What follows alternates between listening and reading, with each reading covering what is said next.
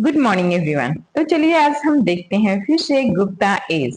और गुप्ता एज का time period तो अब आपको पता हो गया होगा। 300 एडी टू 500 एडी, यानी कि एडी यानी एना डोमिना, यानी कि जो ईसा मसीह थे उनके बाद का एज। एना डोमिना का मतलब होता है ईसा मसीह के आने, मतलब ईसा मसीह के जन्म के बाद का जो एज है उसे एना डोमिना कहा जाता है। अब चलिए देखते हैं। इससे हमने इन सभी टॉपिक को कवर किया था और आज हम देख रहे हैं रिलीजियस गुप्ता एज में। हम उस गुप्ता एज के समय जो उस समय का जो रिलीजियन फॉर्म था वो किस प्रकार था, तो हम देखते हैं। The Gupta age was the period when there was a reapproachment of several religious ideology and chains। क्या बोल रहा है? जो गुप्ता एज था उस समय, जो गुप्ता एज है उस समय हमारा जो सोसाइटी था उस समय की बहुत सी ज्यादा चेंज हुआ है। कैसे? Period when there was rapprochement of several religious कुछ religious ideology and change. Vedic religion adopt several things. जो हमारा वैदिक रिलीजियन था उसने बहुत सारे चीज को अडॉप्ट किया। सेवरल थिंग्स फ्रॉम बुद्धिज्म, किससे से अडॉप्ट किया? बुद्धिज्म से अडॉप्ट किया। एंड जैनिज्म, हमारा जो वैदिक रिलीजन था उसने बुद्धिज्म से भी सीखा और जैनिज्म से भी सीखा। क्या सीखा? Now Vedic religion to made a start in stopping animal sacrifice. हो रहा है कि अब जो वैदिक एज था, पहले का जो वैदिक एज था उसमें एनिमल का सैक्रिफाइस दिया जाता था, लेकिन जो गुप्ता एज के समय जो वैदिक रिलीजन चेंज हुआ तो उसके बाद वैदिक रिलीजन में भी एनिमल सेक्रीफाइस बंद हो गया। Stopping animal sacrifice, it started adopting the teaching of different sect like worship of Shiva, Vishnu, Devi etcetera. बोल रहा है कि अब शुरू हुआ, इट स्टार्टेड, अब शुरू हुआ adopting of teaching of different sect. बोल रहे कि अब इस एज में अलग अलग पंथ के लोग, अलग अलग सेक्ट के लोग वर्शिप, अपने पसंद के अनुसार भगवान की पूजा करने लगे। वर्शिप ऑफ शिवा, कोई शिव को पूजा करने लगा, कोई विष्णु को और कोई देवी को। नाउ एंशिएंट वैदिक गॉड्स लाइक इंद्रा, अग्नि, Varun were given less importance. बोल रहा है कि अब जो वैदिक एज था, वैदिक एज में जो भगवान की इंपॉर्टेंस थी, इंद्र भगवान की, अग्नि की, वरुण की, अब उनकी इंपॉर्टेंस समाप्त हो गई है। अब ये नए भगवान प्रकट हुए, नए भगवान को पूजा जाने लगा और वो थे Shiva, Vishnu, Devi. In this period elaborate yaga were replaced them। हो रहा है कि इन दिस पीरियड, अब इस समय में elaborate यज्ञ को जोड़ा गया, वर रिप्लेस्ड, यज्ञ को जोड़ा गया और उसे रिप्लेस्ड किया गया। कहा? Temple were constructed. अब इससे पहले जो वैदिक एज था, वैदिक रिलीजन था, उसमें टेम्पल नहीं हुआ करते थे। पहले जो वैदिक एज था, वैदिक एज का जो रिलीजन था, वैदिक रिलीजन, उसमें टेम्पल की जरूरत नहीं थी। लेकिन गुप्ता एज में टेम्पल में पूजा होने लगी। गुप्ता एज में ही टेम्पल बनना शुरू हुआ। Temple were constructed and puja of the ritual, puja of the statue of different gods and goddess become popular. Temple were constructed, temple कब कंस्ट्रक्ट होना शुरू हुआ? तो गुप्ता एज में। And puja of the statue, और जो वैदिक एरा था, वैदिक रिलीजन था, उसमें किसी भी जो स्टैच्यू है, जो कोई मूर्ति है, उनकी पूजा नहीं होती थी। लेकिन जब जो गुप्ता एज आया, गुप्ता एज की देन थी कि अब हम मूर्ति स्टैच्यू की पूजा करने लगे। गुप्ता एज से स्टार्ट हुआ स्टैच्यू पूजा और मंदिरों के मंदिर बनाए गए। एक्सपेंसिव यज्ञ बोल रहा है कि अब पहले जो यज्ञ होते थे और आज यज्ञ में क्या रिप्लेसमेंट हुआ, तो अब जो यज्ञ हो रहे थे वो एक्सपेंसिव होने लगे, मतलब बहुत ही ज्यादा अधिक उसमें खर्च होने लगे। And religious ritual were being replaced by puja. बोल रहा है कि अब हमारे जो रिलीजियस जो पूजा करने का तरीका था, जो आराधना करने का तरीका था, वह भी चेंज हो गया। एक्सपेंसिव यज्ञ खर्चीले यज्ञ होने लगे, और एक्सपेंसिव मतलब महंगे यज्ञ होने लगे, और religious ritual were be replaced by puja, fasting and donation. जो रिलीजियस रिचुअल था वो किस प्रकार चेंज हो गया? पूजा के द्वारा हम पूजा करने लगे, फास्टिंग करने लगे और डोनेशन देने लगे। उसके बाद जो गुप्ता एज में शुरू हुआ डोनेशन का कार्य।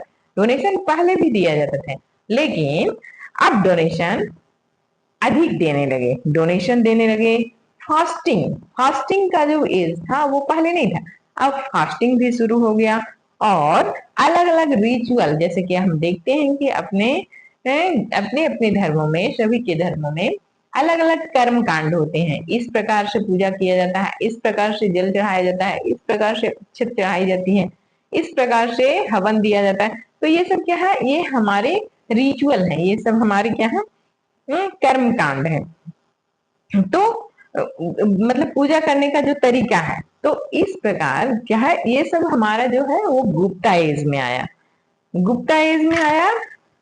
This enable poor people to take part in the religious activity. This enable, अब जो एक्सपेंसिव यज्ञ होने लगे, तो जो पुअर पीपुल थे वो इन सबों को नहीं कर पाते थे। तो वो क्या हुआ, वो एक तरीके से धर्म जो रिचुअल हुआ, जो रिलीजियस एक्टिविटी हुआ, उससे वो क्या होते गए? दूर हटते गए, वो उससे वो दूर हटते गए। The Gupta rulers were Vaishnavite, but others were free to practice their own religion. अब बोल रहा है कि जो गुप्ता रूलर था वो वैष्णव, विष्णु भगवान को पूजा करने वाला था, तो उसे वैष्णविज्म कहा जाता था। तो वो वैष्णविज्म था, लेकिन ऐसा नहीं था कि उस समय जो शिव को मानता था, शिव भगवान को मानता था या फिर देवी को मानता था, उन्हें उन्हें अलग कर दिया जाता था। उन्हें भी अपने देवी और देवताओं को मानने का अधिकार था। मतलब जो गुप्ता किंग थे वह वैष्णवी धर्म को पालन करते थे, लेकिन उस समय भी अलग अलग धर्म, अलग अलग भगवान को मानने वाले को भी सम्मान दिया जाता था। साइंस, अब बोल रहा है कि चलो उसमें हम देख लेते हैं साइंस की क्या डेवलपमेंट हुई थी। साइंस, आर्यभट्ट, देखिए जिनके नाम पे हमारे देश का पहला सैटेलाइट का नाम था आर्यभट्ट। तो ये आर्यभट्ट गुप्ता एज में ही, Aryabhata was the famous mathematician. Gupta age में ही हमारे जो आर्यभट्ट थे वो फेमस मैथमेटिशियन का इरा था। एंड एस्ट्रोनॉमर, और वो एक एस्ट्रोनॉमर भी थे of the Gupta age. Gupta age में आर्यभट्ट, अगर उस समय के नवरत्नों की कहानी कहा जाए तो आर्यभट्ट उसमें से एक थे। और आर्यभट्ट ने एक बहुत बड़े मैथमेटिशियन थे और एस्ट्रोनॉमर थे। इन 499 एडी, 499 एडी में आर्यभट्ट हैज कंपोज आर्यभट्टियम। उन्होंने एक बुक लिखा, उसका नाम था Aryabhatiyam. In it, he has given solution to intricate mathematical problems. In it, he has given solution intricate mathematical problems. उन्होंने मैथमेटिकल प्रॉब्लम्स के अलग अलग सॉल्यूशन दिए, गिवन सॉल्यूशन ही पुट फॉरवर्ड, वह आगे बढ़ाए the theory that the earth is round and rotate on its own axis. हमारे जो गुप्ता एज के आर्यभट्ट थे, उन्होंने उसी समय यह थ्योरी दिया था कि जो पृथ्वी है वह अपने, earth is round and rotating, क्या बोल रहा है, अर्थ क्या है, राउंड है। उस समय ही यानी कि 499 एडी में ही आर्यभट्ट ने यह कहा कि आज जो हमारा पृथ्वी है वह राउंड शेप में है और जो हमारा जो पृथ्वी है वह रोटेट करता है अपने ही एक्सिस पे, जिसे बाद में अलग अलग वैज्ञानिकों ने सिद्ध किया। यह हमारे देश के जो आर्यभट्ट थे, जो गुप्ता एज में जब अलग अलग देशों की सभ्यताएं विकसित भी नहीं हो रही थी या फिर धीरे धीरे विकसित हो रही थी, उस समय ही हमारी जो भारतीय संस्कृति थी, उस समय गुप्ता एज में आर्यभट्ट ने यह बताया था या फिर यह थ्योरी दिया था कि जो हमारी पृथ्वी है वो राउंड है, शेप में है और हमारी जो पृथ्वी है वो अपने ही एक्सिस पे रोटेट होती है। He said that eclipse takes place because the shadow of earth and moon and not because the following of Rahu and Ketu. देखिए कितनी अच्छी खूबसूरत बात लिखी हुई है ना कि आर्यभट्ट ने उसी समय बताया था, मतलब 400 to 500 एडी के समय ही हमारे देश के हमारे आर्यभट्ट जो वैज्ञानिक थे उन्होंने बताया था कि जो हमारा सोलर इक्लिप्स होता है जो और मून इक्लिप्स होता है, मतलब सूर्य ग्रहण होता है और चंद्र ग्रहण होता है, वह राहु और केतु के कारण नहीं होता है, वह किसके कारण होता है, सन और पृथ्वी के बीच में मून या फिर सन या मून के बीच में पृथ्वी के आ जाने से होता है। तो हमारे जो साइंटिस्ट है इन्होंने कब की हमारे लिए ज्ञान का खजाना ढूंढ दिए थे और भारत इसको फॉलो आगे नहीं बढ़ा पाया, जिस कारण हमारा आज भी बहुत ज्यादा नुकसान हो चुका है साइंस के क्षेत्र में।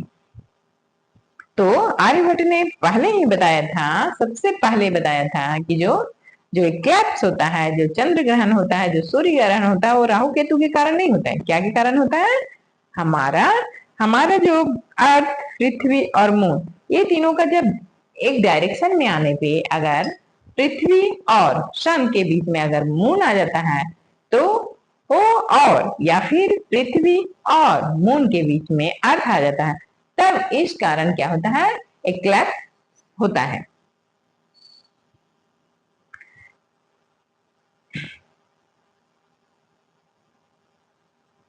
These theories were accepted by very few people in his time. बोल रहा है कि जो ये थ्योरी उन्होंने दिया वो उस समय, यह 400 to 500 एडी के समय में था, तो इस समय कुछ ही लोग ने इस थ्योरी को एक्सेप्ट किया। जो अधिकांश लोग थे उन्होंने इस थ्योरी को एक्सेप्ट नहीं किया, लेकिन आज हम सभी इस थ्योरी को जानते हैं और इसको एक्सेप्ट भी करते हैं। वराहमिहिर क्या है, Varahamihira was another famous scientist of this period. बोल रहा है कि उसी समय दूसरे साइंटिस्ट, महान साइंटिस्ट थे वराहमिहिर।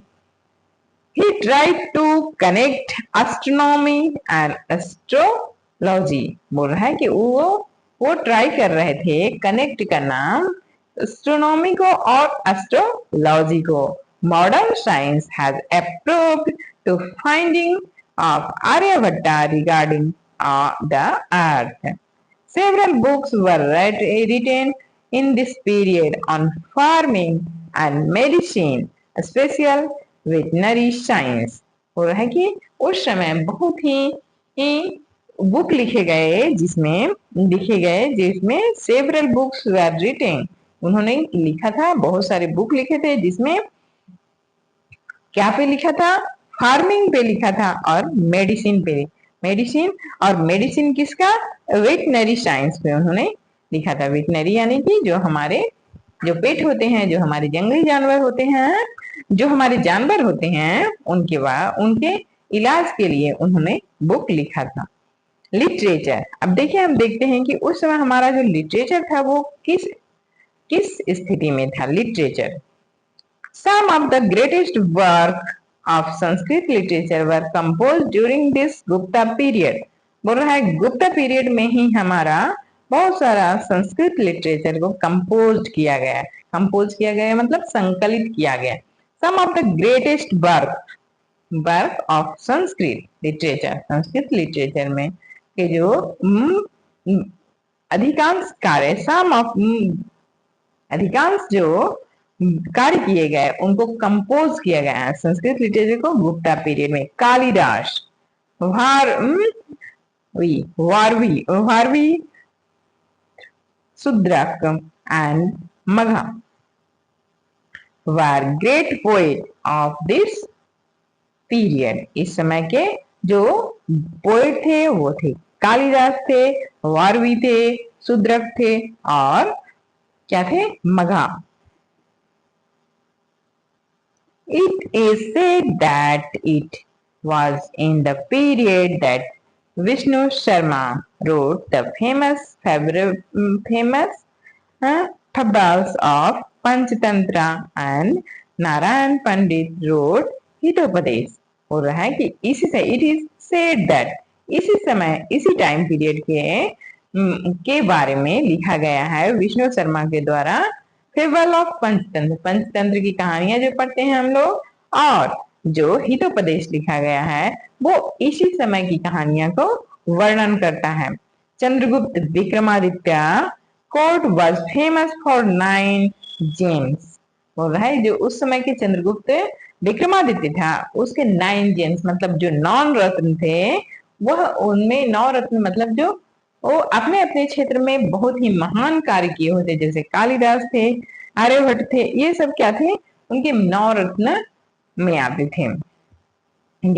विच कालिदास वाज मेन वन। बोल रहा है कि जिसमें से कालिदास क्या थे, मुख्य रूप से थे। ही प्रोड्यूस्ड फेमस वर्क लाइक मेघदूता। बोल रहा है कि जो जिसमें से कालिदास ने का एक जो कालिदास है उनके जो बहुत ही प्रसिद्ध रचना है वह है मेघदूता, कुमार संभवा, मेघदूत और कुमार संभवा। ही प्लेड अभिज्ञान शाकुंतलम, उन्होंने एक अभिज्ञान शाकुंतलम को भी लिखा।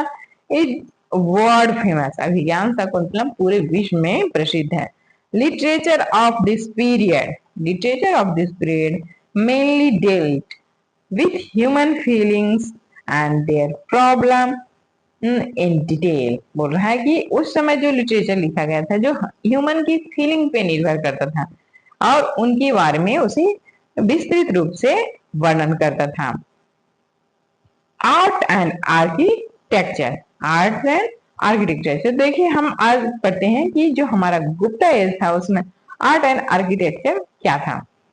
लाइक लिटरेचर, साहित्य के जैसा, science, other art like sculpture, sculpture, architecture and paintings to flourished beautiful cave temple and Ajanta were built in this period। बोल रहे हैं कि इस समय जिस प्रकार हमारा जो एस्ट्रोनॉमी के क्षेत्र में, हमारे साइंस के क्षेत्र में, हमारा लिटरेचर के क्षेत्र में हमारा गुप्ता एज बहुत ही प्रगतिशील रहा, उसी प्रकार स्कल्पचर के क्षेत्र में, आर्किटेक्चर के क्षेत्र में, पेंटिंग के क्षेत्र में भी यह भी बहुत आगे फला फूला, बहुत ही आगे बढ़ा।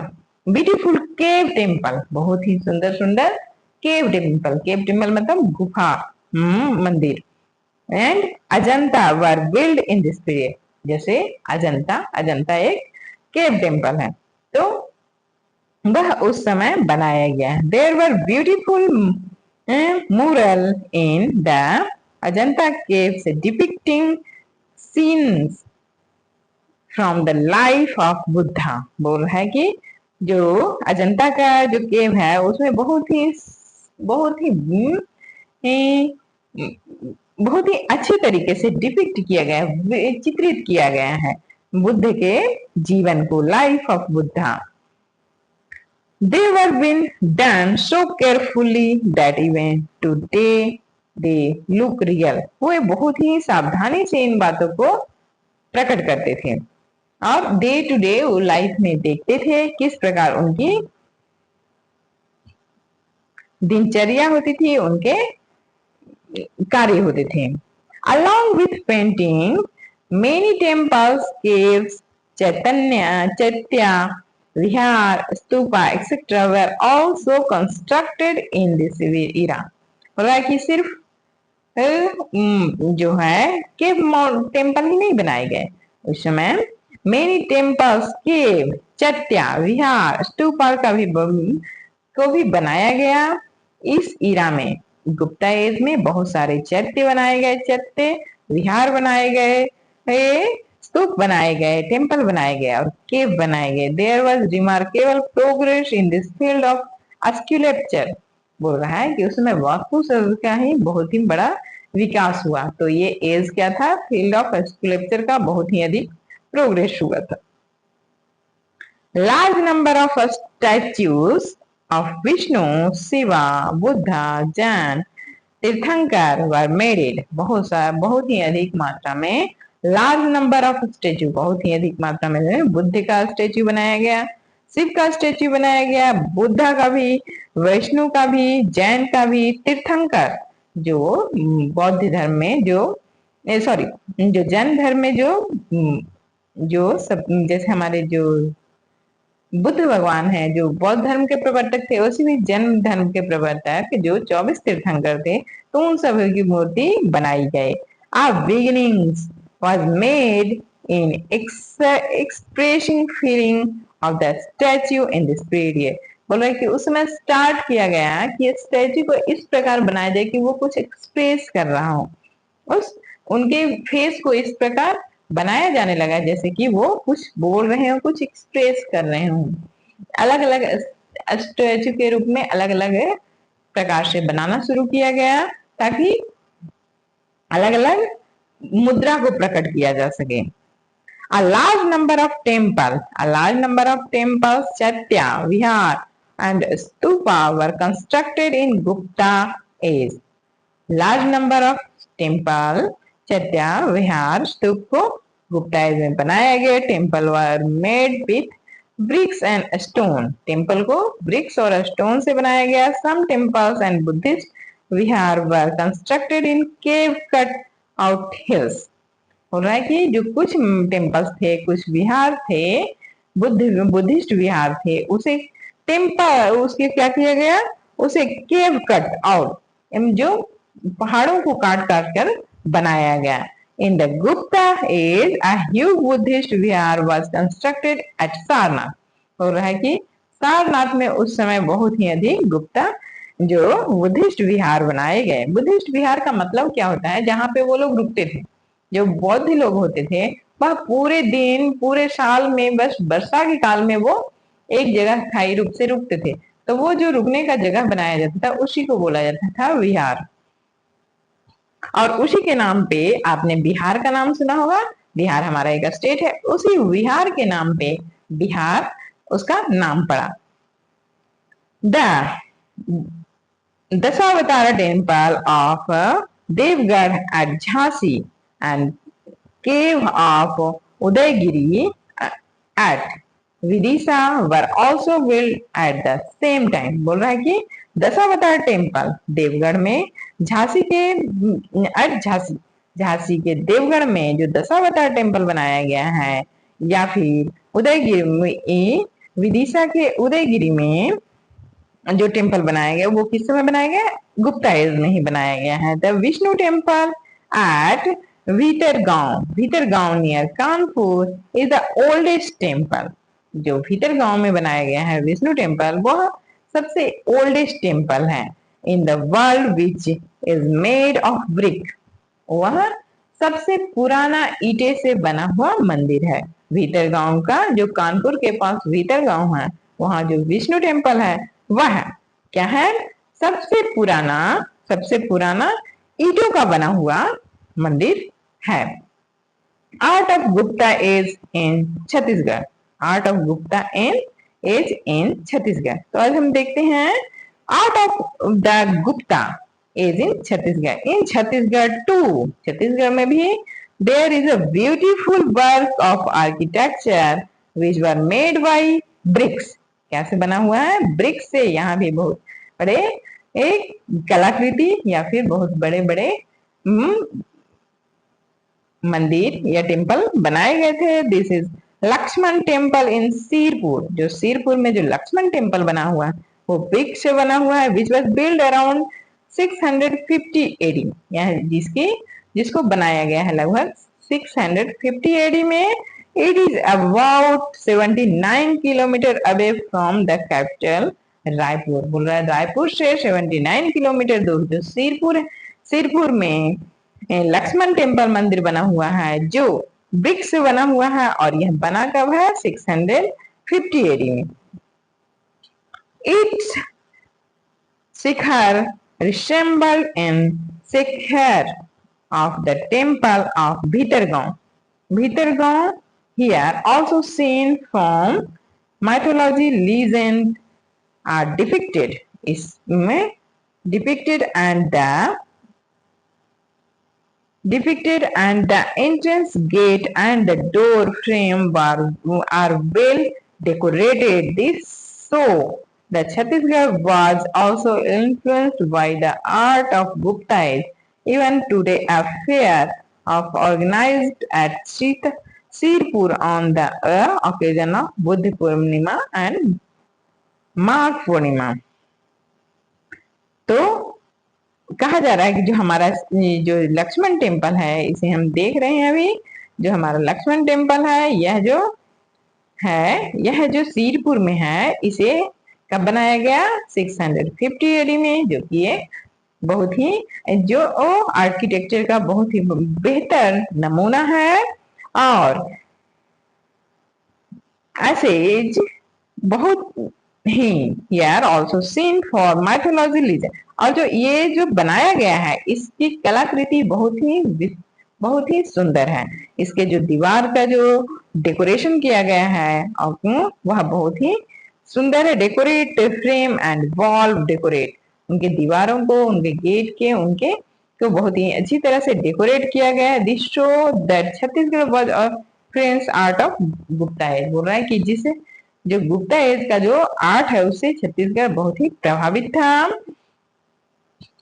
Even today fair organised at Sirpur. तो बोल रहा है कि सिरपुर में अब आज भी क्या मेले का ऑर्गेनाइज किया जाता है बुद्ध पूर्णिमा और माघ पूर्णिमा के अवसर पे। सिरपुर में मेले का आयोजन किया जाता है माघ पूर्णिमा और बुद्ध पूर्णिमा के अवसर पे। तो इस प्रकार हमने देखा कि गुप्ता एज में जो हमारे गुप्ता एज था जो 300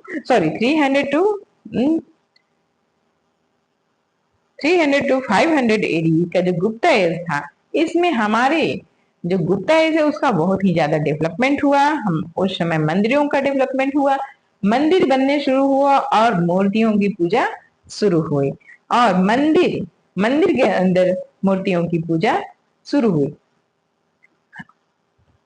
तो इस प्रकार आप पढ़ते रहिए, समझते रहिए। अगर आपको कोई डाउट है तो कमेंट करके बताइए, और आपको अगर अच्छा लगा तो हमें कमेंट करके जरूर बताइएगा। धन्यवाद।